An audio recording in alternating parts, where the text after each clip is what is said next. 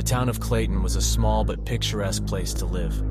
Its residents were used to the fact that every day was the same. But one day they noticed something strange.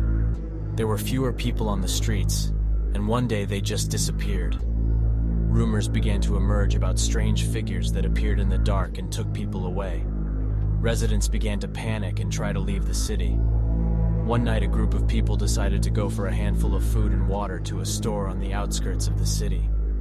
They walked for a long time, accompanied by an incomprehensible silence. Except for the rustle of leaves and the rustling of slippery paths underfoot, there were no sounds. When they arrived at the store, they saw that it was empty.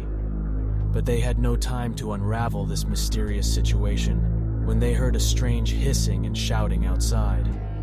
A hissing explosion made it clear that an army had swarmed the city, and its goal was to destroy all who had not fled. People rushed to flee, but were surrounded everywhere. They could not get out of the city. They were surrounded by a kind of impenetrable wall. They decided to return to the store and wait there until the situation cleared up. The night dragged on, and the people didn't see the next day either.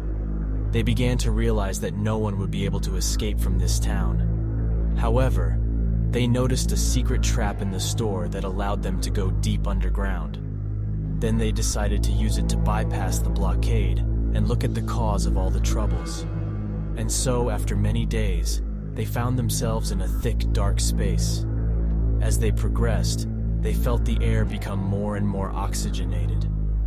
Suddenly, a source of light opened before them. The men were shocked by what they saw: a laboratory with human experiments.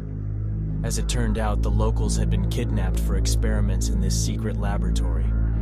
But who orchestrated all of this?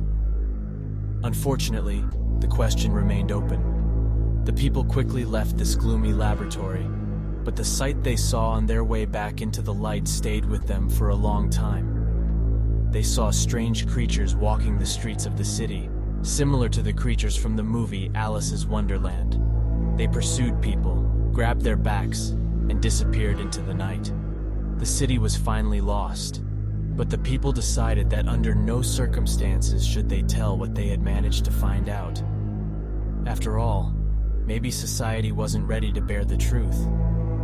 Every time they recalled the story, they were overcome with fear and trepidation at what they had seen. And soon Clayton was forgotten, becoming an empty mourning paternoster where all the inhabitants disappeared.